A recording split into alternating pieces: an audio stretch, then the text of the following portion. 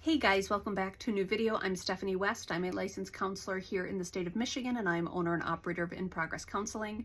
Today we're going to talk about processes and somewhat my experience when a process is different than what I would expect. A process is different than what I would deem to be appropriate, but also how interesting our experience can be when someone's process is just much different from our own.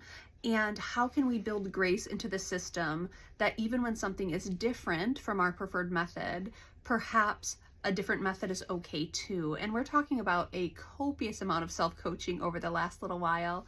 And so in my relationship, there is this beautiful espresso machine that my significant other has used for years. And it is masterful. It grinds the beans, it brews the water, it sends it through. You can do a single shot, you can do a double shot.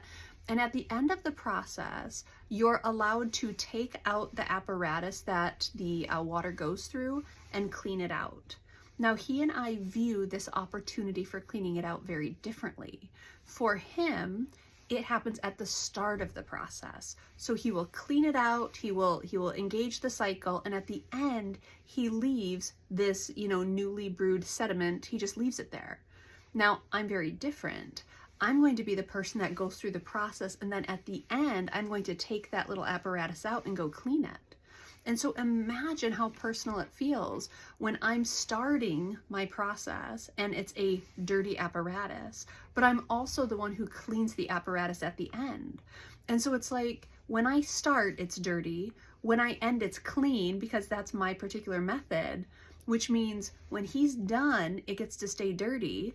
And when he starts, it's already clean because I've cleaned it when we're taking turns using the machine.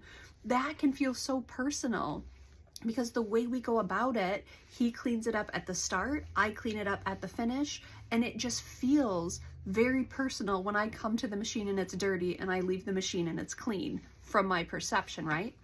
And the way to really muscle through that is speaking about differences. And in these videos, we talk about differences again and again and again. My process, the superior process, is valid. It makes sense in my mind to, at the end of the experience, clean up after myself.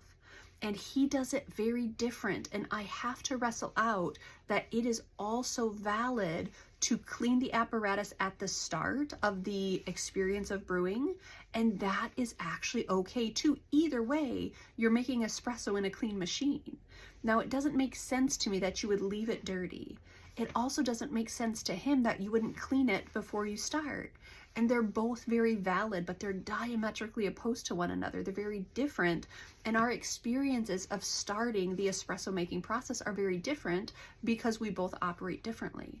And I feel like I'm adding a lot of complexity to this particular illustration, but for me, it's a good illustration because it's such a neutral experience, right? Making espresso, and in fact, maybe it's even a positive experience because you get this deliciousness at the end of the experience.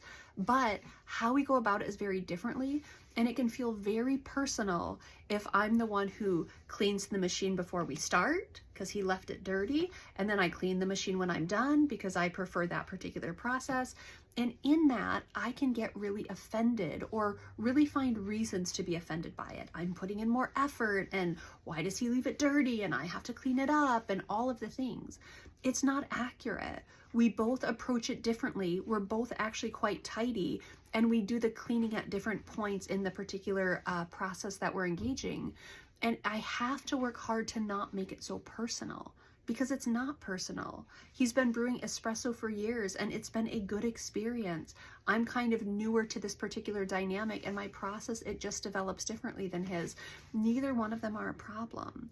But if I start to elevate my ways and I start to degrade his ways, we run into power struggle, we run into hurt feelings, we run into frustration.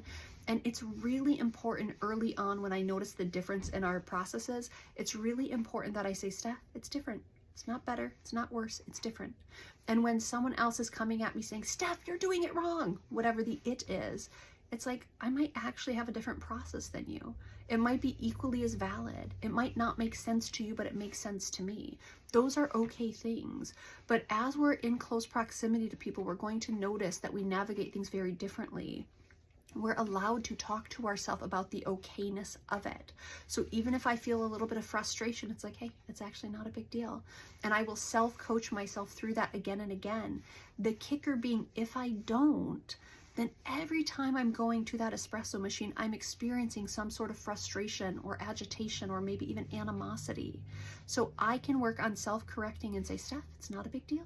You get this beautiful cup of espresso. Your ways are different. It's okay. I can try to change him. I can try to force a different outcome. Or I can walk to that machine and say, Steph, it's not a big deal. Enjoy your espresso. This is okay. So we're talking about honoring different procedures, different processes, maintaining the dignity of the other person in that, and doing it by way of a carefully monitored inner dialogue that says, that's okay. And this is okay. And it is not a crisis. We're just different. And that's actually pretty okay too.